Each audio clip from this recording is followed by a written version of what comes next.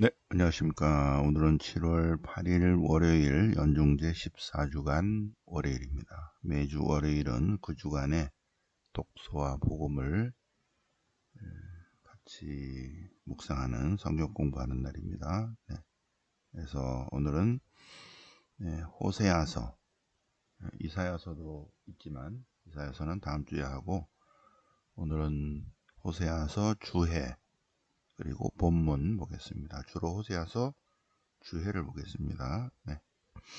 그리고 마태복음 9장 10장이기 때문에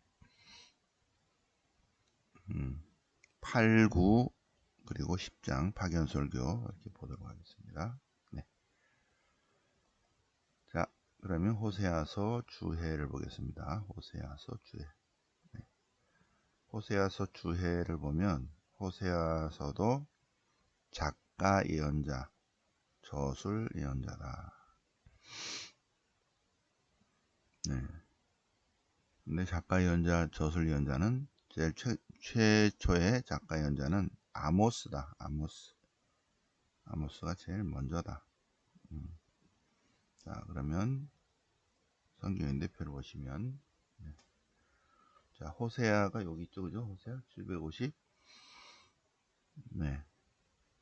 아모스 호세아입니다. 아모스 호세아. 그래서 호세아는 엘리야, 엘리사 북부 예언자 전통을 이어받고, 호세아의 영향으로 북왕국의 헌법, 신명기 법전이 만들어졌고, 호세아의 영향으로 에제키엘에게 영향을 줬습니다. 네. 자, 그러면 역사적 상황을 볼까요? 예. 이 아모스 호세아 시대는 예로보암 2세 시대입니다. 예후 왕조에 속하는 예로보암 2세. 자, 그러면 예로보암 1세는 여기 있고요. 예로보암 1세. 예로보암 나다 바사 엘라 지므리, 그다음에 오므리 왕조가 있고 예후 왕조가 있죠, 그죠? 예후 왕조, 예후의 아들 여호아즈, 그의 아들 여호아스, 그의 아들 예로보암 2세. 이 예로보암 2세 때 760년 여기 아모스, 750년 호세아 이렇게 돼요. 네. 예로보암 2세 41년 동안 통치하죠, 그죠? 네. 이때 이스라엘이 제일 부자가 된다. 네. 예후 왕조입니다. 예후 왕조, 예후, 요아하즈, 요아스, 예로보암 2세, 그의 아들 스가랴. 자, 여기서 그래서 여기 잠깐 나오죠. 예로보암 2세의 아들 스가랴는 6개월만 왕하고 살해되고, 그 다음 왕은 살룸도 므나헴에게 살해되고, 므나헴이 9년 통치한 다음에 프카흐야가 아들이 왕이 계승하지만 2달 만에 페카한테 살해되고, 페카 좀 지난 다음에 호세아한테 살해되고, 호세아가 왕일 때, 호세 예언자 아니고 호세아 왕 때 북왕 아시리아한테 끌려가고 왕이 없는 상태로 3년 동안 사마리아가 포위되어 있다가 나중에 결국 사마리아가 무너지고 망하게 된다. 721년에 망하게 된다. 네. 자, 호세아서에서 왕에 대해서 별로 안 쓴 이유는 호세아가 보는 북왕국의 왕들은 적법한 임금이 아니다. 그래서 후대에 전할 가치가 없어서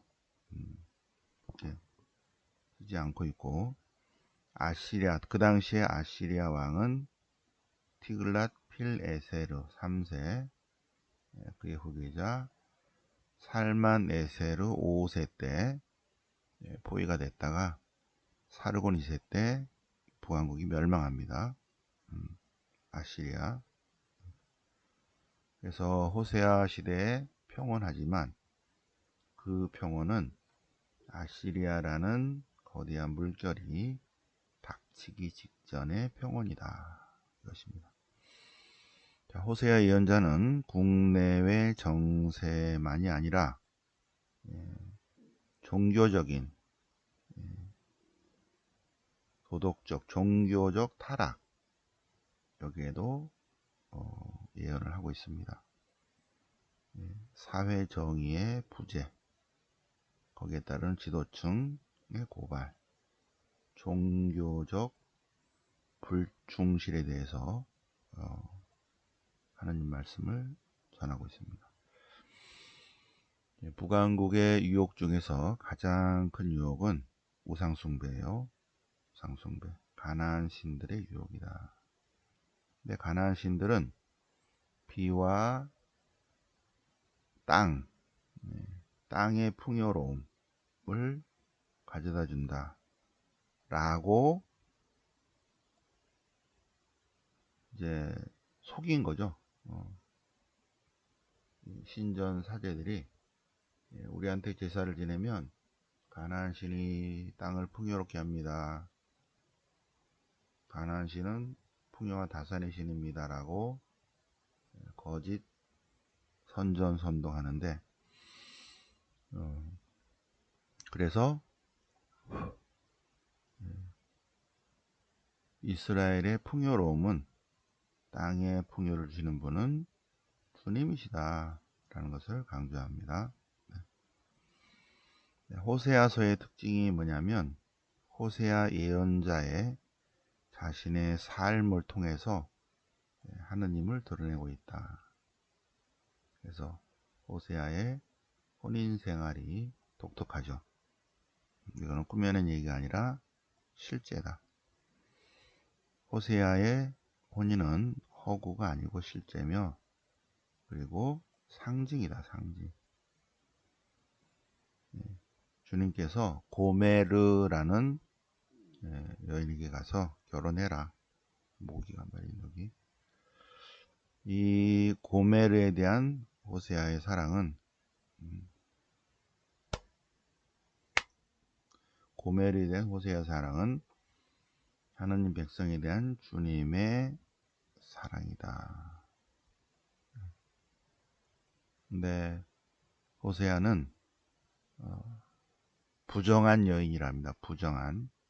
근데 부정한, 보통 그냥 부정이 아니라 절망할 정도로 부정하다. 그래서 단어를 창녀라는 단어를 씁니다. 고메르는 일반 창녀가 아니라 바알 신전 여사제입니다. 바알 신전 여사제. 이런 부류의 여자를 사랑한다는, 아내를 맞아들인다는 것은 어리석은 거죠. 그것을 하느님께서, 이스라엘의 하느님께서 이런 어리석은 사랑을 하고 계신다 라는 것을 강조하고 있습니다. 그런데 이러한 여인을 온전한 사람으로 다시 바꿀 수 있는 것은 오직 남편뿐이다. 오직 남편만이 고메르를 회개시킬 수 있다. 마찬가지로 이스라엘의 우상 숭배하는 이스라엘을 다시 회복시킬 수 있는 분은 하느님 뿐이시다 라는 것을 강조하고 있습니다. 이스라엘이 주님을 거역하고 배척하고 우상 숭배하는 그러한 죄악에도 불구하고 하느님께서 당신 백성을 사랑하신다. 오직 그 사랑만이 이스라엘을 구원할 수 있다 라는 하느님 마음을 전하고 있습니다. 호세아 예언자는 부인 고메르를 있는 그대로 사랑함으로써, 있는 그대로 사랑하는 거 있죠. 하나님 백성, 하나님 백성,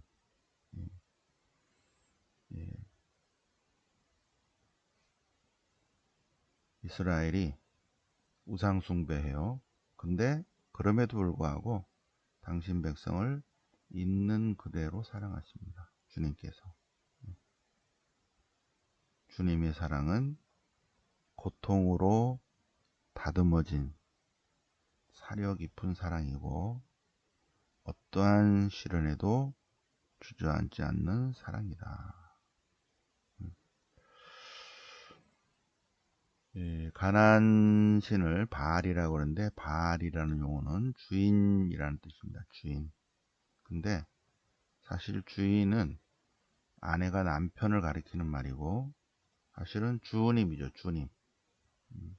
그래서 이스라엘에서도 주님, 이스라엘의 하느님도 주님인데 원래 이제 바알이라는 단어를 써야 되는데 가난한 사람들이 쓰기 때문에 자 이들이 바알 신을 섬기는데 송아지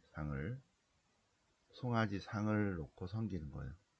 그래서 아니 이스라엘의 하느님은 상이 없는데 왜 송아지 상을 만들어서 섬기냐. 그러니까 그들이 하는 얘기 뭐냐면 하느님은 보이지 않는 하느님입니다. 보이지 않는 하느님은 그대로 두고 주님의 도움만 재현시킵니다.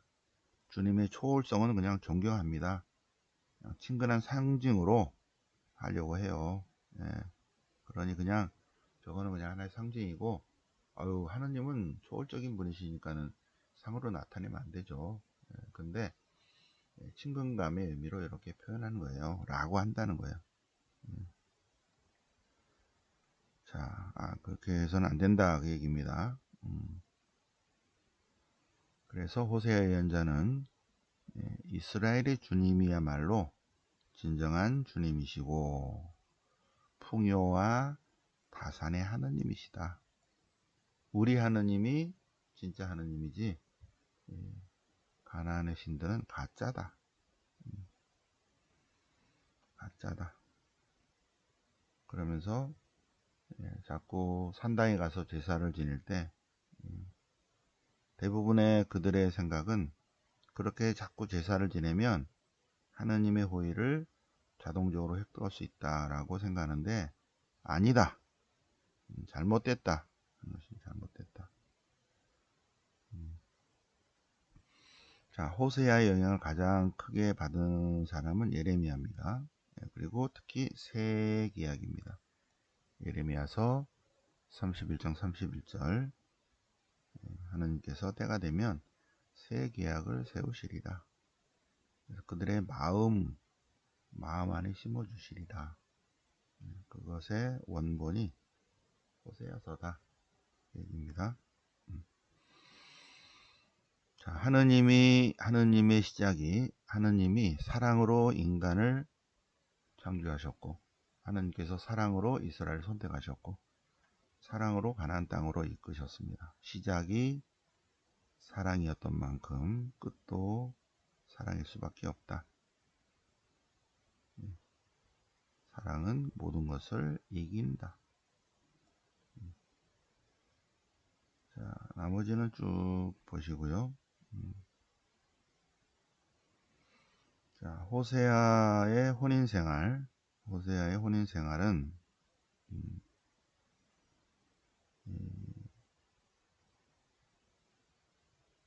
호기심을 위해서 만들어낸 꾸며낸 사건이 아니라 듣는 독자들에게 교훈을 주기 위한 것이다.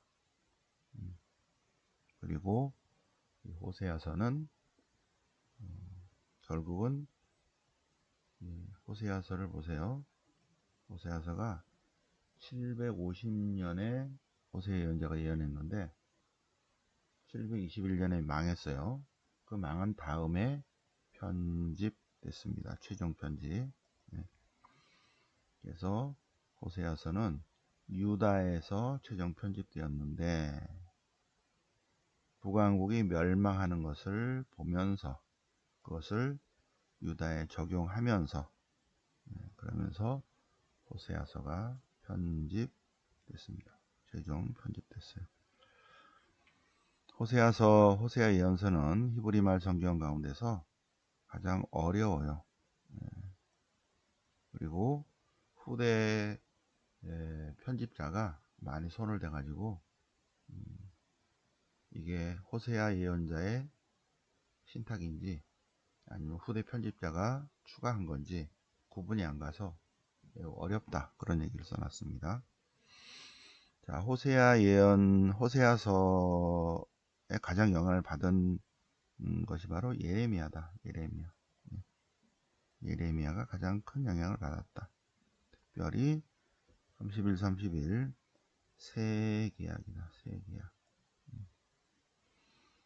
그리고 호세아서의 핵심은 하느님과 하느님 백성 사이의 관계를 혼인관계로 표현했는데, 그것은 예레미야서, 에제키엘서, 제2, 제3 이사야서, 아가서에도 쭉 나온다. 그것은 그리스도와 교회의 일치를 상징하기도 한다. 호세아 신학은 사랑의 신학입니다. 하느님 사랑의 신학. 이 사랑은 남녀간의 사랑이라기보다는 아들을 사랑하는 아버지, 이렇게 돼요. 아들을 사랑하는 아버지의 표상 안에서의 헤세드로 표현됩니다. 주님의 사랑은 패션, 열정적인 사랑이다. 하느님이 열정적인 하느님입니다. 네. 주님은 화를 내시면서도 당신 백성을 사랑하는 그러한 헤세드다. 헤세드. 결국 승리한다. 하느님은 사랑이시다. 하느님은 사랑이시다. 하느님의 사랑은 무엇을 요구하는 사랑이에요. 우상숭배를 하지 마라, 지켜라. 이 요구는 피할 수 없는 절대적 요구죠. 이 요구 안에서 이루어진 사랑입니다. 이 요구는 이것을 지켜야 돼요. 주님은 유일하신 분이십니다. 유일하신 분. 그래서 유일하신 분. 그래서 오직 유일하신 주님 안에서만이 참된 행복과 참 생명이 있다는 것입니다. 자, 그러면 본문 보실까요? 호세아서 본문. 다 하기는 좀 그렇고요. 호세아서 본문. 여기 예로보암 2세 시대입니다. 예로보암 2세. 자, 주님께서 호세아에게 말씀을 내리십니다. 너는 저 여인을 아내로 맞아들여라. 그래서 호세아는 고메르를 아내로 맞아들이는 내용이 쭉 나옵니다. 나머지 쭉 보시고요.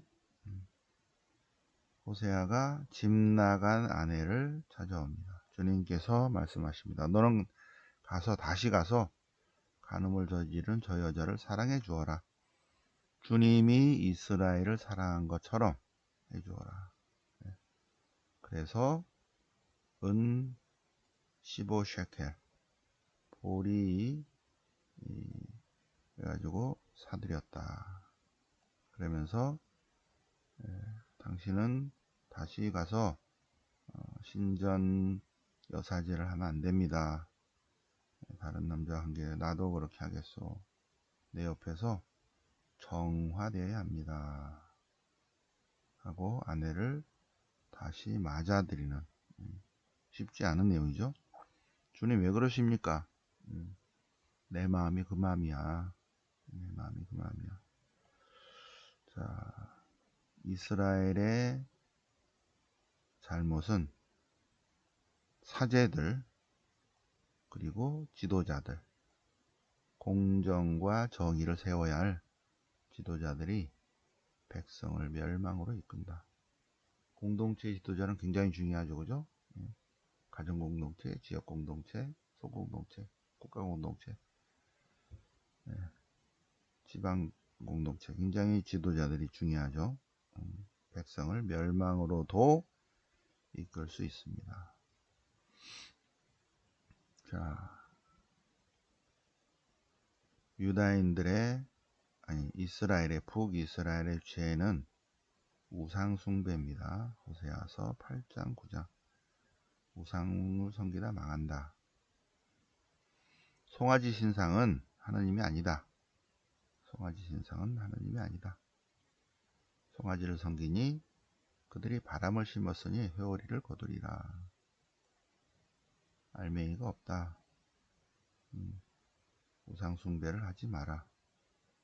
이스라엘이 우상숭배로 벌을 받으리라. 결국 721년 망해버렸어요. 망해버렸어. 돌이킬 수 없는 멸망.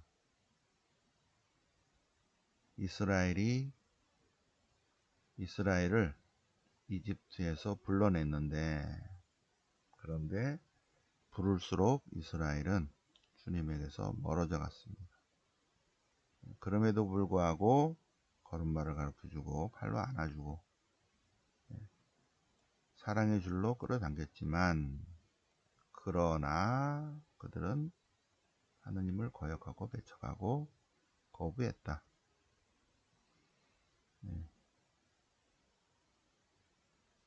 자, 그래서 결국 이스라엘은 주님을 배신한다. 우상숭배입니다. 우상숭배. 하느님은 사랑이신데 이스라엘이 하느님의 사랑을 거역하고 거부하고 배척하고, 이스라엘의 회개와 새로운 삶은 나중에 추가로 된 부분입니다. 자, 지혜로운 이들은 이를 깨닫고 분별음 있는 이들은 이를 알리라. 주님의 길은 옳고다서 의인들만 그 길을 따라가고 죄인들은 그 길에서 비틀거리리라. 내용이 좀 어려우면서도 우리가 이제 주애를 쭉 했기 때문에 이 호세아의 영향으로 북왕국의 헌법, 신명기 법전이 만들어졌습니다. 네. 자, 그러면 9장 10장인데 다시 한번 복습 8, 9를 보겠습니다. 마태오복음 8장 9장은 10가지 기적입니다. 첫 번째 기적, 나병 환자. 이 나병 환자의 청혼은 약간 독특하죠. 주님이 하고자 하시면 저를 치유하실 수 있습니다. 예수님께서 오케이, 내가 하고자 하니 그렇게 되시오. 예수님이 원하시면 무엇이든지 다 된다. 그래서 예수님이 원하시도록 기도해야 된다. 두 번째, 백인대장의 병든 종, 카파르나움에서 백인대장, 육군 중대장쯤 됩니다. 100명의 부하를 거느리고 있는 로마의 육군 장교, 군인이니까 제 부하들에게 말만 하면 됩니다. 그러니 주님, 그냥 말만 하세요. 말만 하시면 제 종이 나을 것입니다. 무슨 말을 해? 마귀야 물러가라. 사탄아 물러가라. 오, 그래? 야, 이스라엘에는 이런 믿음이 없는데 내가 믿는 대로 될 것이다. 그 시간에 바로 그 종이 나왔다. 베드로의 집에 장모가 열병으로 뒷목 잡고 쓰러져 있었어요. 그래서 예수님께서 일으키셨다. 왜 병이 났나? 이거는 그죠? 자, 그 다음에 네 번째 기적은 바람과 호수를 꾸짖으시는 그런 내용입니다. 예수님의 기적이 크게 두 가지인데, 하나는 사람을 상대로, 또 하나는 사람이 아닌 것들을 상대로. 사람을 상대로 다 치유시키시고 기적을 베푸시죠. 사람이 아닌 이러한 바람과 호수, 또 시신도 사람이 아니에요. 그죠? 시체니까 시체를 일으키시는 내용도 나오죠. 자, 마귀 들린 두 사람, 돼지떼로 들어가게 하는. 여섯 번째, 중풍병자. 사람들이 어떤 중풍병자를 데리고 오니까 예수님께서 그들의 믿음을 보시고 중풍병자를 치유해 주십니다. 그리고 죄사함의 권한에 대한 것을 드러내 보이십니다. 자, 마테오라는 세관장이 있는데 예수님께서 나를 따라라, 제자가 되라. 그러자 그는 즉시 주님을 따랐다. 나는 죄인을 부르러 왔다 하십니다. 일곱 번째 기적은 딸이 죽었어요. 딸이 죽었어요. 그런데 주님께서 안수해 주시면 살아날 것으로 믿습니다. 그래서 오케이 갑시다. 그러는 사이에 혈루증을 앓은 여자가 예수님의 옷에 손만 대도 낫겠지. 그러다가 나았다는 거예요. 예수님이 불러내시죠. 숨어있지 말고 나와서 공개적으로 다 나았다는 것을 알리십니다. 그 다음에 죽은 소녀를 예수님께서 손을 잡으시고 귀에다 대고 좋은 말 할 때 일어나라 라고 좋은 말을 하시자 그러자 소녀가 벌떡 일어났다. 아홉 번째, 눈먼 두 사람. 눈 뜨게 해주세요. 내가 그런 일을 할 수 있다고 믿느냐? 믿습니다. 믿는 대로 되어라. 그러자 눈이 열렸다. 마귀 들려 말 못하는 사람 고쳐주십니다. 마지막으로 수확할 것은 많은데 일꾼이 적다. 주인에게 청하라 일꾼들을. 이제 그래서 보시면 마태복음 5, 6, 7장은 산상설교, 지금 8장 9장이 있는데 10가지 기적, 마태복음 10장은 파견설교입니다. 파견설교. 네, 파견설교 예수님께서 파견하시면서 주의사항입니다. 파견하시면서 12사도를 뽑으시고 12사도 시몬 베드로, 안드레아, 제베데의 아들 야고보와 요한, 빌립보, 발도로메오 쭉 나오죠. 유다 이스가리옷까지 쭉 나옵니다. 12사도를 파견하십니다. 파견 설교. 가서 하느님 나라, 하느님의 통치, 하느님의 다스리심이 가까이 왔다고 전하고 앓는 사람을 고쳐주고 죽은 이를 일으켜 주어라. 병든 자들을 깨끗하게 해주고 마귀를 쫓아내라. 너희가 거저받았으니 거저 주어라. 파견 설교입니다. 그리고 선교 여행을 할 때는 여분의 돈, 여분의 옷, 여분의 신발, 여분의 지팡이 가지고 다니지 마라. 일꾼은 자기 먹을 것을 받는 것이 당연하다. 그리고 박해받을 각오를 해라. 파견 설교입니다. 파견하시면서 박해받을 각오를 해야 된다. 그러나 끝까지 견디는 이는 구원받을 것이다. 그리고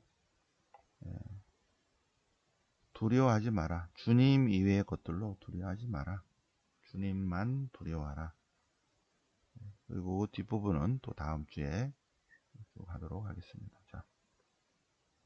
자, 오늘 7월 8일 월요일을 맞아서 이번 주에 있을 독서와 복음 같이 쭉 묵상해 보셨습니다. 10장은 또 계속해서 하도록 하겠습니다. 네, 영광이 성부와 성자와 성령께 처음과 같이 이제 항상 영원히 아멘. 성부와 성자와 성령 이름으로 아멘.